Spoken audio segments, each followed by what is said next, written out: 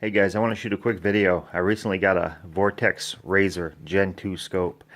This one's a 4.5 to 27. They also make a 3.5 or 3 to 18, I believe. The difference in price I got this one for was similar to the 3 by 18, so I just went with the bigger magnification. The finish on it's really nice. As you can see, I like the brown. It kind of matches my barrel. And so I'll just do a quick run over of the scope itself. It's got a fast focus eyepiece. It's got a, like I said, 4.5 to 27, really smooth dial, 34 millimeter tube. I got it mounted on Leupold Mark IV rings. These are the Ltac Turrets, and I'm going to shoot this is kind of what the video is about, just how this operates. There's a few other videos on YouTube, but they could have made the videos really simple and just explained really easy how they work, so we'll do that. It's got a 56 millimeter bell. It comes with a sunshade, so you don't have to worry about matching colors. The Ltac turrets are pretty ingenious, I'd say. They do have lock-in turrets, and they're kind of stiff, so I hope they break in a little bit. Audible clicks. Feels really precise. I just mounted it. But how the zero stop works is half a mil below zero, it just bottoms out. There's no more. You can't go any below that at all for any reason. So what they did was they put the turret on the outside and they put a turret on the inside. This is a little tool it comes with. It's got a flat head. It's got a little half coin type thing. It's just plastic with an Allen tip. And I keep this with me. I see a lot of scopes. I checked this video, or checked out videos and stuff like that, and pictures on YouTube and Google. A lot of people mar their stuff up with a coin, so I'm hoping I always keep this little key with me so I don't have that issue. Oop. You basically loosen it up, and it's got a turret. It's got a turret inside of a turret, and it's got 3 Allen screws, one on this side and one on this side. You loosen those 3 up, and then you make your adjustments on the interior with your flathead screwdriver. And basically these just match. They don't match your numbers on the outside, but your increments and stuff are still in mils.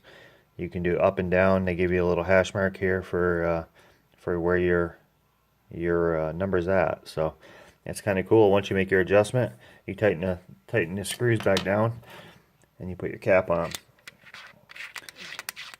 and you're ready to roll. Now when you want to make your adjustments, you make your adjustments on the outside. So pretty good idea. I had a Vortex Viper PST before this, and I had 2 of them, and I had about 4 or 5 rifles, and I was swapping it in between. The PST had a zero stop too, but they use a shim system, and it was kind of a pain to re-zero every rifle. I'm thinking that this may be a lot easier to do. You just make your adjustments on the interior, and then you don't have to worry about your zero stop. It doesn't go any further than that. So same with your windage. It's marked right and it's marked left. They are locking. And then your illumination is kind of cool. It's tucked in over here. You got your parallax. 32 yards to infinity. Really smooth dial. And then over here, you pop this out. Really stiff.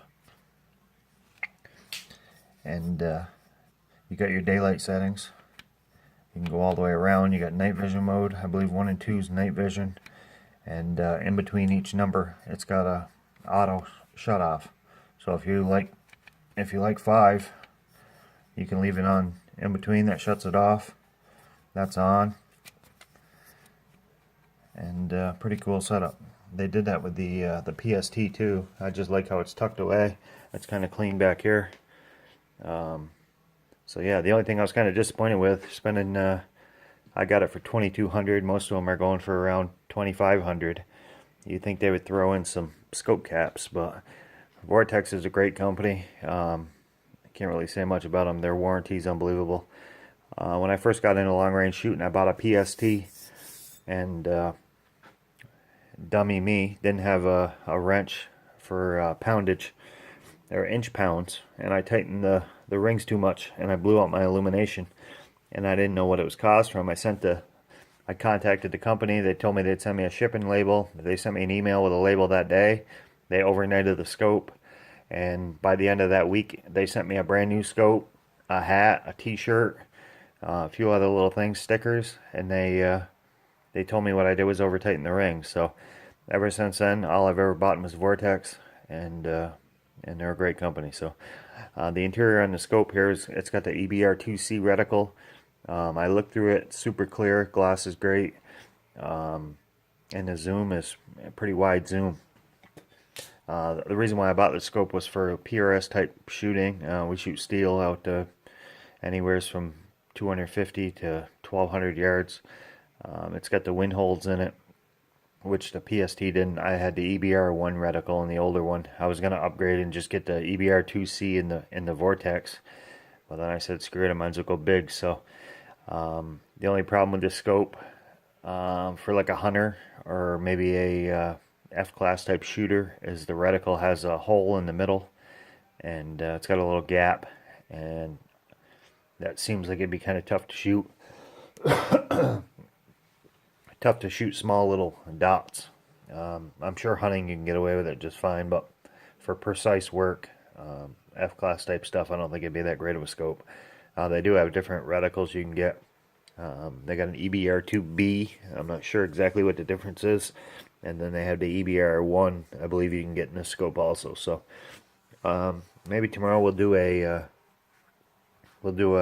zero in. We'll do a box test and maybe a tall target type test. We'll run the turrets up and see how it tracks. These are the cheap little caps they give you.